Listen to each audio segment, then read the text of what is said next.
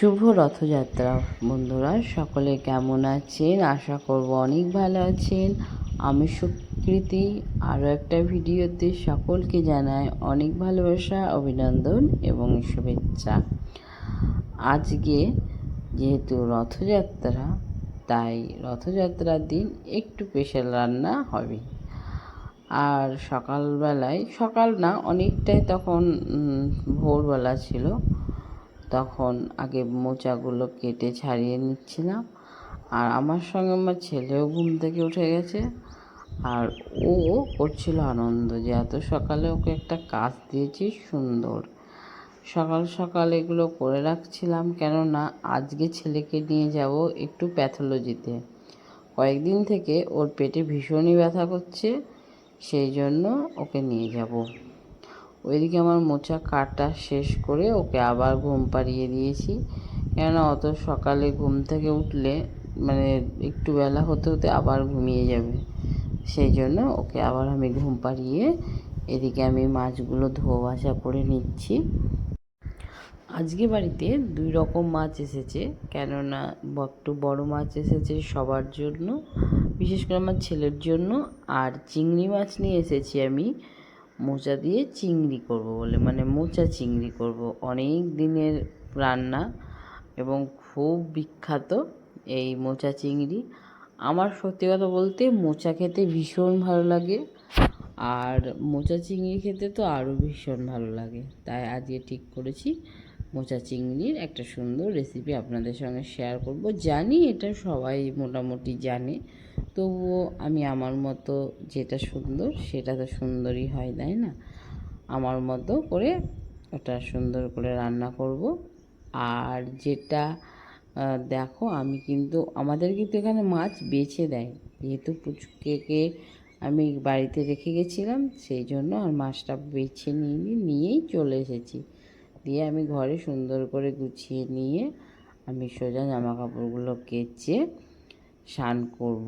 স্নান টান করে রেডি হয়ে নিয়েছি। বললাম যে পুচকাকে নিয়ে প্যাথোলজি যাব, ওর পেটে ব্যথা, ওকে ইউএসজি ছবি করানো হবে।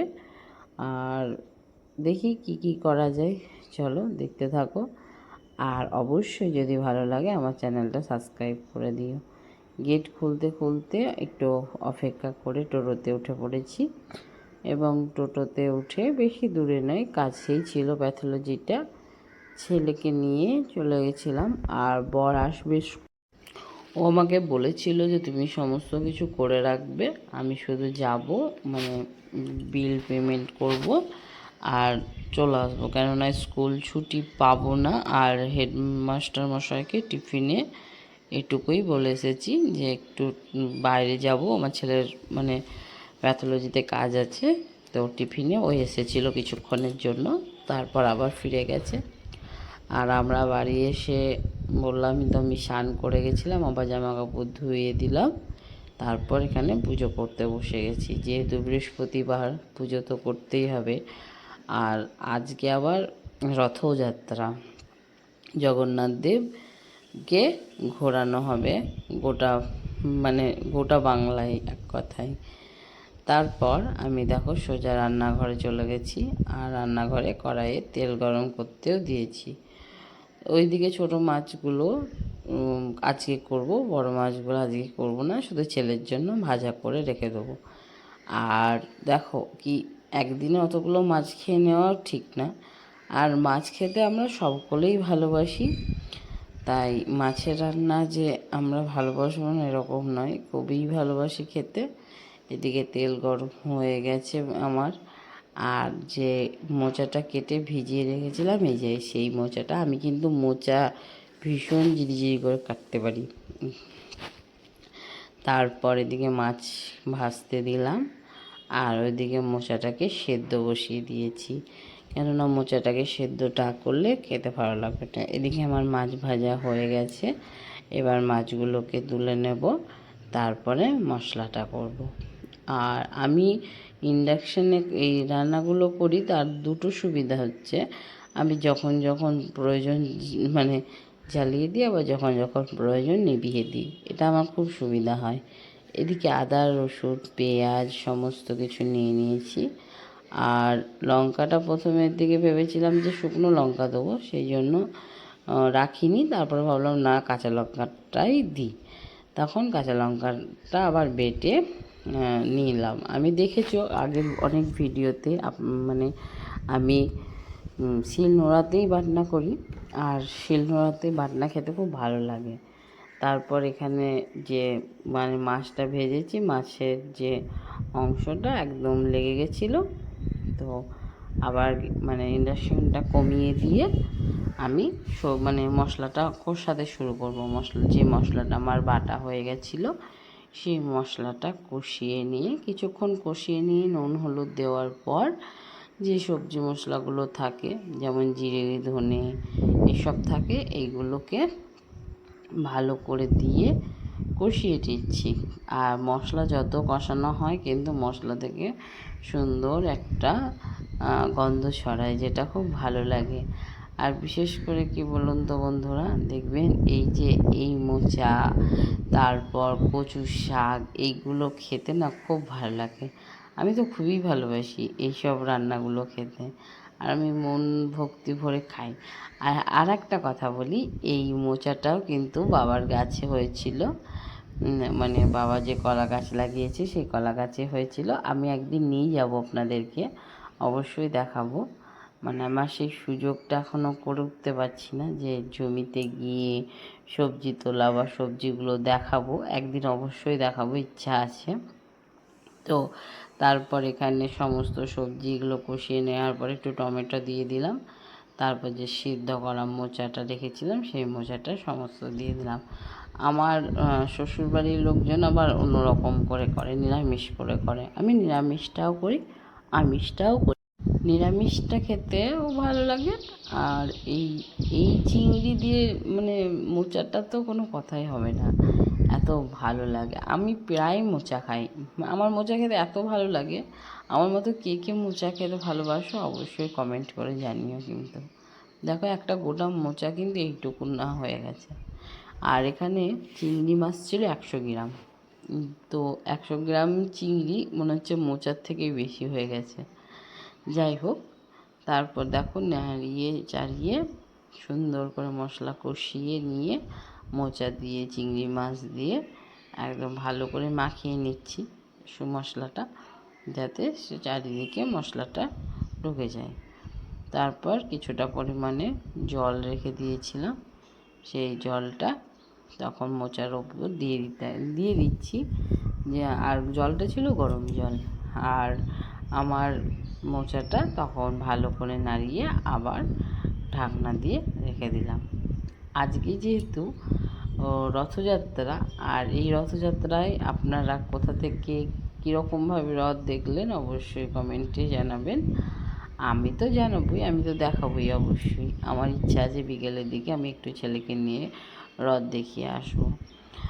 আর সেরকম বেশ কিছু রান্না করিনি, আজ একদম অল্প স্বল্পই রান্না করেছি।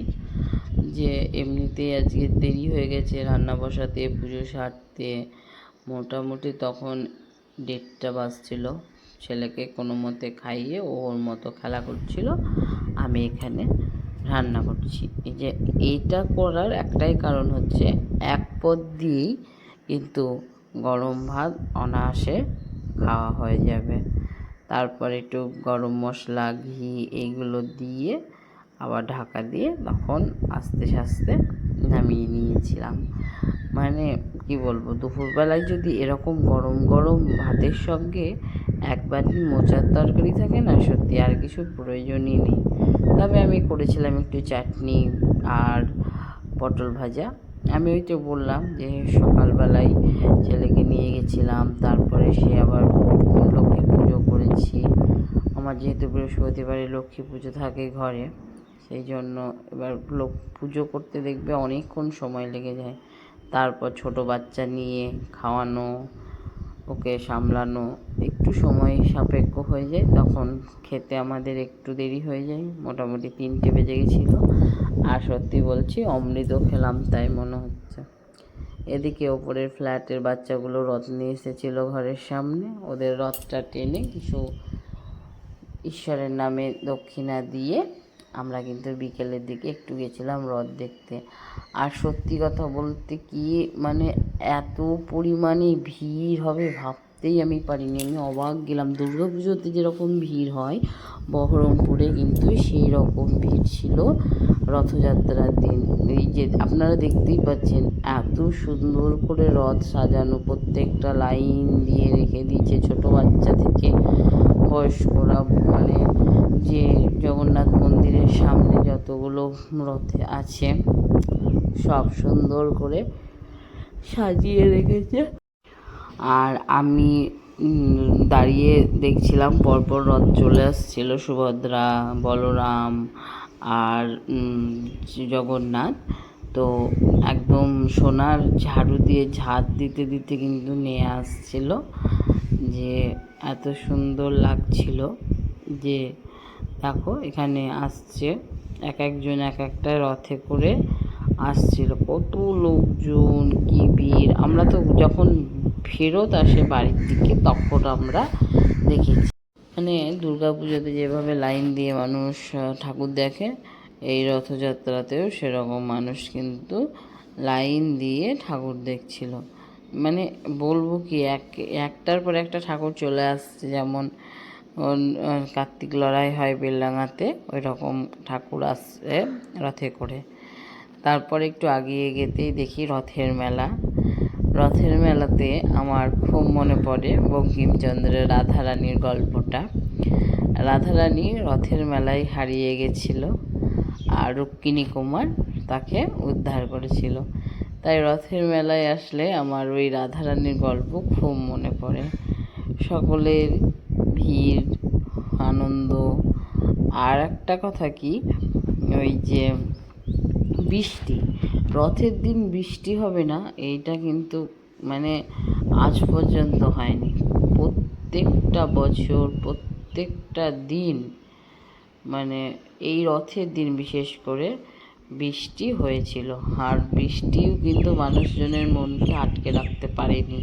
মানুষজন তাদের আনন্দ উচ্ছ্বাস এই রথের মধ্যে দিয়ে বিলিয়ে দিয়েছে। এত ভিড় কি বলবো, লাইন ঠেলে ঠেলে যেতে সত্যি অনেক সময় লাগছিল। তারপর জগন্নাথ দেবকে প্রণাম করলাম। দেখো আপনারাও মানে এত সুন্দর করে সাজিয়েছিল, কি বলবো, চারিদিকটা যে এত সুন্দর, আনন্দ পাচ্ছিলাম ওই মুহূর্তে, সত্যিই বলার বিষয়। তারপর দেখো এখানে লাইন আছে, কিন্তু এটা কিসের লাইন বলুন তো বন্ধুরা? এটা হচ্ছে মানে প্রসাদ দিচ্ছিল, প্রসাদের লাইন। এখানে আমি দাঁড়িয়ে গেছিলাম লাইনে। আর বাড়ি আসার সময় গজা আর জিলিপি নিয়ে এসেছিলাম। মানে গজা জিলিপি তো আমার ভীষণ প্রিয়, এগুলো খেতে আমার ছেলেও ভীষণ ভালোবাসে। ওগুলো নিয়ে নেওয়ার পর একদম সোজা বাড়ির দিকে রওনা দিলাম।